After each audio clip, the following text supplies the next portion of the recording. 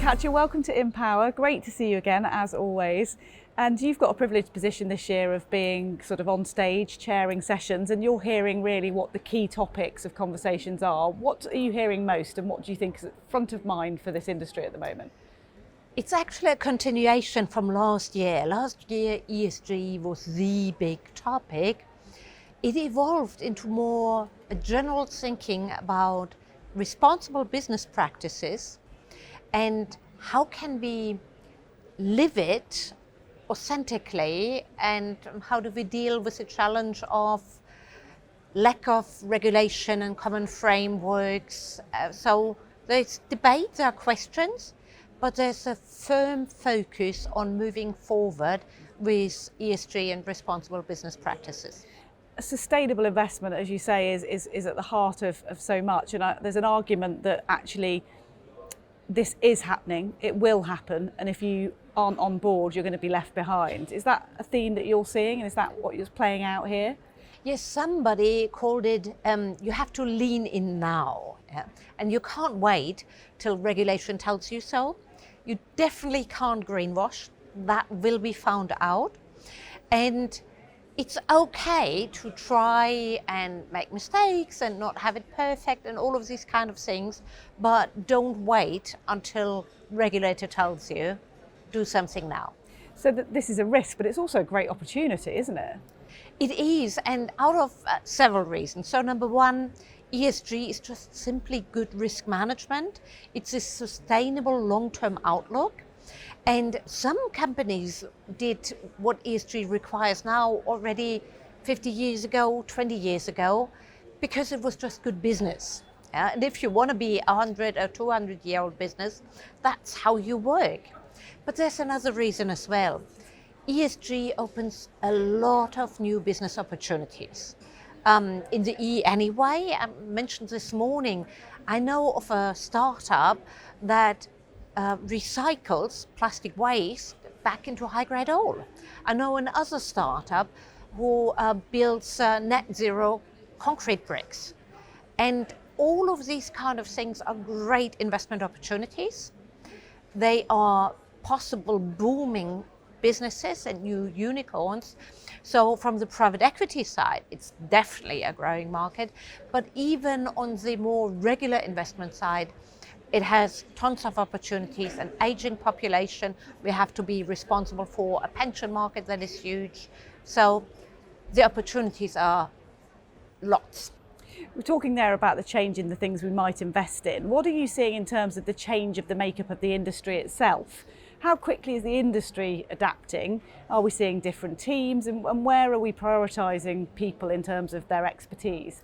That's an excellent question, and I've got to smile a little bit, because on the one hand today we had Hanneke Smits, the great CEO of BNY Mellon, and she said, yes, we need people, we need to treat them well, we have to be flexible with them, and they are going to be the source of our innovation. And then we have some, I'm sorry to say, but dinosaurs who say, well, everybody back in the office.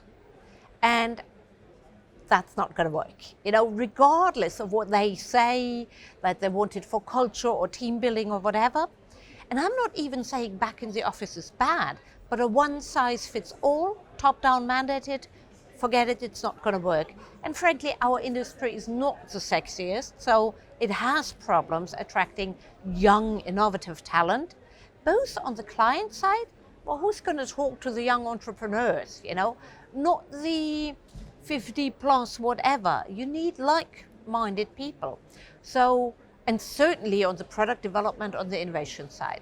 So my guesses are more with Hanneke, I'm more with those people who have embraced the future of work with hybrid models and inclusion and definitely diversity.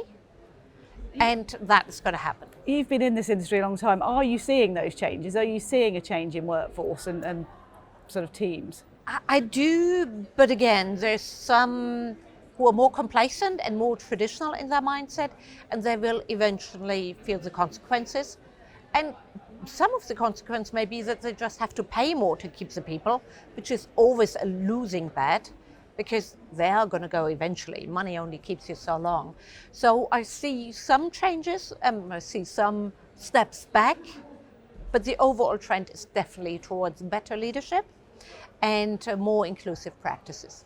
Talking of inclusive practices, IMpower has launched Women Mean Business, their new initiative, and there's been a lunch today, and we've had a really great panel with a series of senior women to talk through what state of play is in terms of diversity for women in this business at the moment. What would you say the situation is, and where have we still got to go?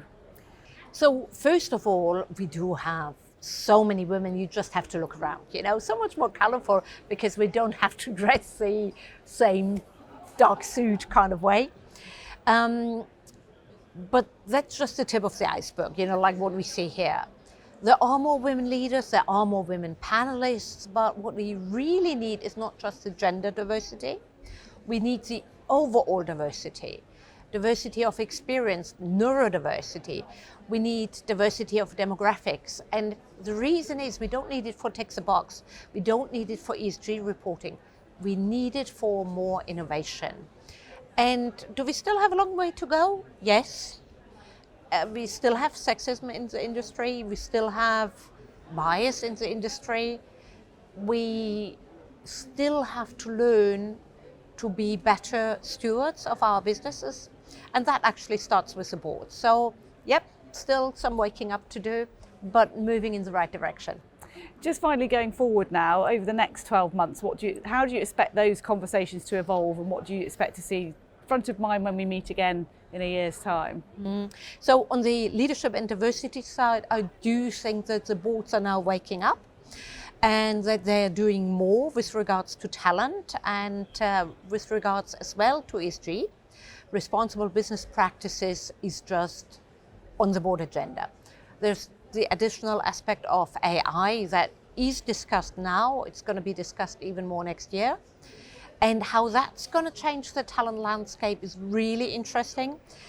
On the one hand, we'll need less people for certain jobs, but on the other hand, we need more people who can work with AI well. So it's going to initiate changes.